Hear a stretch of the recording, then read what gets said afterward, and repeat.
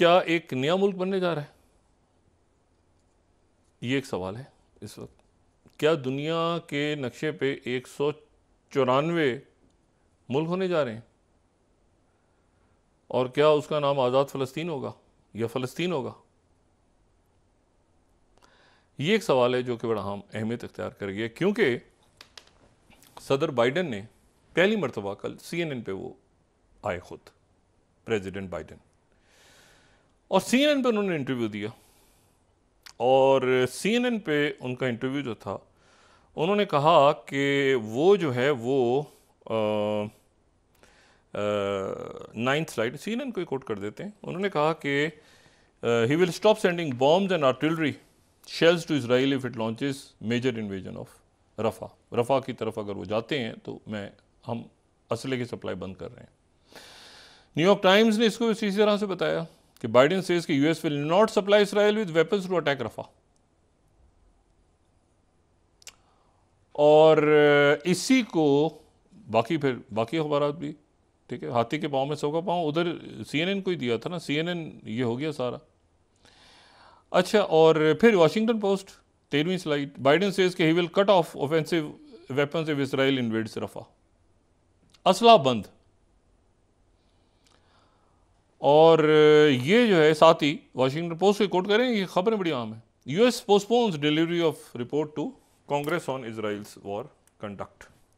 वो ये कहते हैं कि जी ये जो असला है, कल भी हमने बात की थी कि सबसे ज़्यादा असला जो है दुनिया में वो इसराइल को अमेरिका देता है। और अमेरिका ने अभी उनका बिल भी मंजूर किया, ठीक है, जिसमें यूक्रेन और इसराइल और ताइवान के हवाले से, और ये सारा, ये पहली मरतबा हुआ है कि अमेरिका के प्रेसिडेंट ने कहा कि हम इसराइल को असला देना बंद कर देंगे अगर उन्होंने रफा के ऊपर अटैक किया, वो रफा की तरफ बढ़े। और अब जो है वो सूरत हाल ये बनी हुई है कि तो वहाँ पर एक आध चूं चां की आवाज़ आई है उनकी काबीना की तरफ से कि हम देख लेंगे, हम अमेरिका के बगैर अपने पैरों पे खड़े, हम लड़ेंगे मरेंगे, वो इस किस्म के बयान नेतन्याहू। लेकिन वो बाइडेन ने कह दिया कि हम तो असला रोक रहे हैं, असले की सप्लाई बंद कर रहे हैं। ये मैसेज जो है ये देखे चले गए थे CIA चीफ विलियम बर्न्स भी जो मिले थे आके नेतन्याहू से और बाकी लोगों से, और वो फिर कायरा में, और कायरा में बातचीत चल रही है, कायरा में बातचीत जारी है, मुज़ाकरात आगे हो रहे हैं। और इसराइल भी वहाँ पे पहुँचा हुआ है, उनके लोग भी पहुँचे हुए हैं। लेकिन जो मैंने आपसे कहा ना कि क्या एक नया मुल्क वजूद में आने को है, उसकी वजह ये है कि 10 मई को अक़वाम मुत्तहिदा की जनरल असेंबली का इजलास तलब कर लिया गया है। सिक्योरिटी काउंसिल नहीं, जनरल असेंबली। 193 मुल्कों में से 139 मुल्क ऐसे हैं दुनिया के जो फ़लस्तीन को आज़ाद रियासत तस्लीम करते हैं। 139 आउट ऑफ 194, सॉरी 193, दुनिया में टोटल 193 मुल्क हैं, तो उसमें से 139 इसराइल को मानते हैं। अब जनाब 4 मुल्क और मानने जा रहे हैं, उसमें से एक है आयरलैंड, एक है स्पेन, एक है माल्टा और एक है स्लोवेनिया, यानी ये मुल्क जो यूरोप के हैं, ये मुल्क मानने जा रहे हैं। लेकिन जो 10 तारीख को करारदाद एक पेश हो रही है अक़वाम मुत्तहिदा में, एग्जैक्ट वो करारदाद की कॉपी आपको दिखा रहा हूँ, वो जनाब पेश कर रहा है मुत्तहिदा अरब अमारात, UAE। और UAE ने 10th emergency special session call करके एजेंडा आइटम नंबर 5 पे ये कहा है कि admission of new members to United Nations. ये 6 तारीख को उन्होंने किया था, आज ये पब्लिक में आ गई चीज, तो आज हम दिखा रहे हैं। अच्छा, अब ये 10 तारीख को ये लग गया है, वो कहते हैं ना पिटीशन जाती है वो जो अदालत में तो लग जाती है, अभी 10 तारीख को इस पे बहस होने जा रही है। अच्छा, अब इशू ये है कि अगर जनरल असेंबली इसको अप्रूव कर दे लेकिन सिक्योरिटी काउंसिल ना करे, यानी वो P5 कोई वीटो कर दे। इससे पहले ये हुआ है कि बार बार मुल्क जाते रहे हैं और वहाँ पर जो है वो उनको 2012 में भी ये जब हुआ था तो ऑब्जर्वर स्टेटस मिल गया था कि आप कुछ अर्से के बाद आपको मुल्क बना दिया जाएगा, तस्लीम कर लिया जाएगा। लेकिन वीटो उसको अमेरिका कर देता है। सूरत हाल ये है कि अब अगर जनरल असेंबली की 2/3 मेजॉरिटी मंजूर कर ले और कोई वीटो भी करे, तो जो मुल्क है उस मुल्क को वो तमाम उसके पास पावर्स हो जाती हैं कि जो किसी आज़ाद रियासत के पास होती हैं। यानी आज़ाद रियासत वो कहलाती नहीं है, पावर्स उसके पास वही होती हैं। यानी वोट करने, ऑब्जर्वर स्टेटस खत्म हो जाता है। अगर आपको 2/3 मेजॉरिटी मिल जाए वहाँ पे 193 में, तो जनाब पहले तो ये कि आयरलैंड के और स्पेन के जो वज़राए आज़म हैं उन्होंने एक ट्वीट किया हुआ है, और वो जो ट्वीट है वो अगर हम दिखा सकें, अगर हमारे पास उसकी वीडियो है, वो ट्वीट बड़ा इंटरेस्टिंग है कि हम तो 10 मई को ये हो रहा है, तो हम 20-21 को हम फ़लस्तीन को आज़ाद रियासत के तौर पे तस्लीम कर लेंगे। ठीक है, और ये इन्होंने 6 तारीख को ही किया। ठीक है, और उन्होंने कहा कि हम फ़लस्तीन को, हाँ, स्पेन भी और आयरलैंड भी तस्लीम करने जा रहे हैं एक साथ। अच्छा, इसमें स्लोवेनिया को भी ऐड करें, माल्टा को भी ऐड करें, बाकी मुल्कों को भी ऐड करें, ये सारे एक्सेप्ट करने जा रहे हैं जनाब, तो 2/3 की तरफ जा रहा है।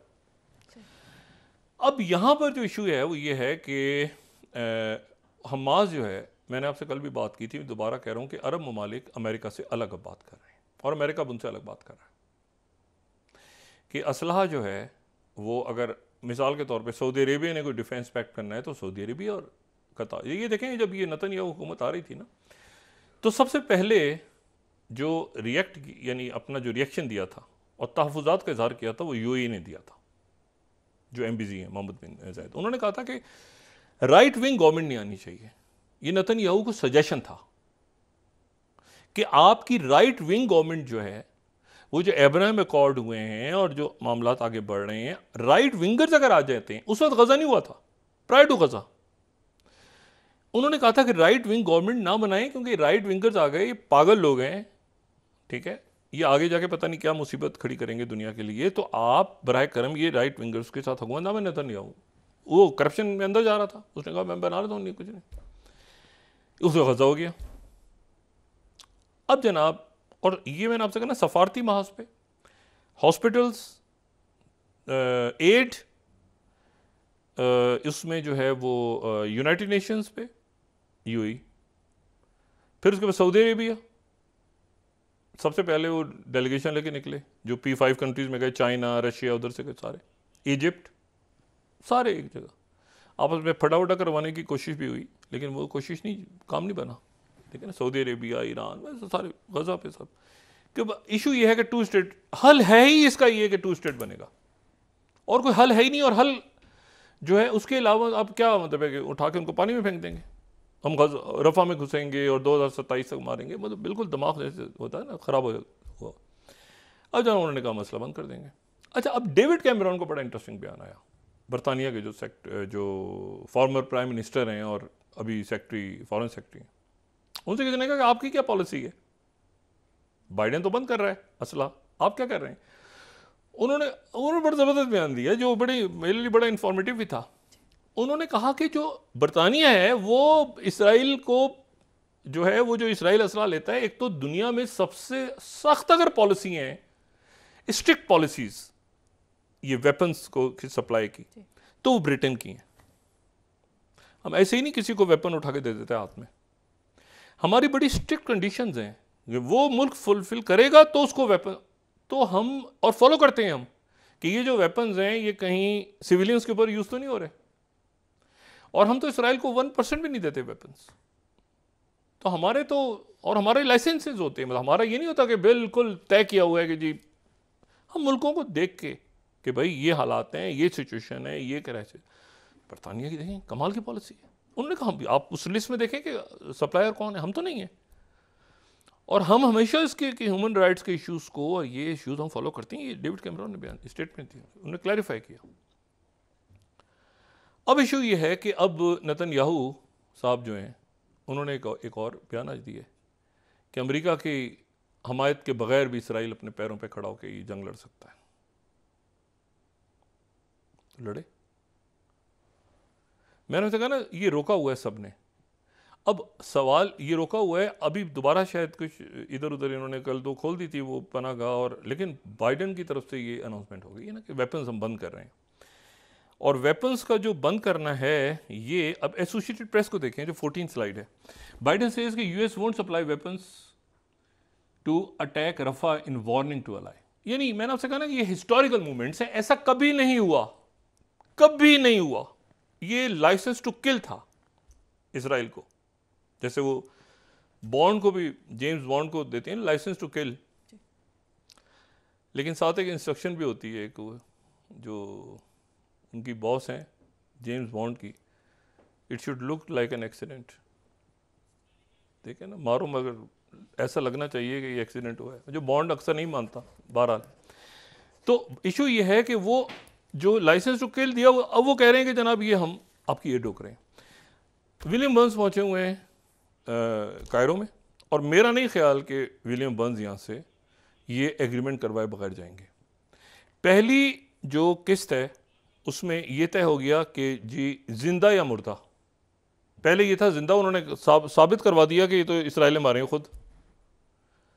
ठीक है, और जो हमास का इशू है ना इस वक्त, जहाँ अभी इस वक्त अटका हुआ है मामला, जो शायद हल हो जाएगा, क्योंकि बाइडेन ने ये तो कह दिया कि भाई असला नहीं देंगे हम।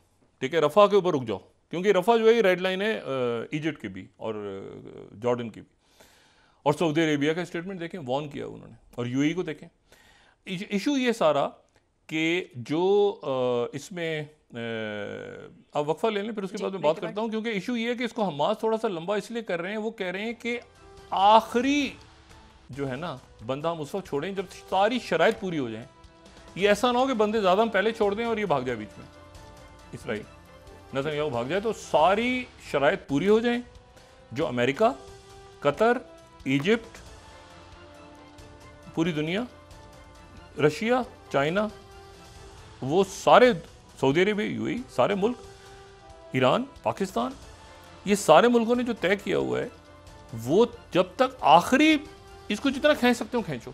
ऐसा ना पहले हम पता चला 50 बंदे हमने छोड़ दिए, 60 बंदे छोड़ के वो उन्होंने ऑपरेशन शुरू कर दिया, तो हमारे पास क्या रह जाएगी लेवरेज। हम किसी की बात इस वक्त मानने को तैयार नहीं। एक एक बंदा देंगे, रोज एक बंदा छोड़ेंगे, जवाब में ये होगा, एक बंदा छोड़ेंगे फिर जवाब में ये होगा, एक बंदा रोज का एक बंदा।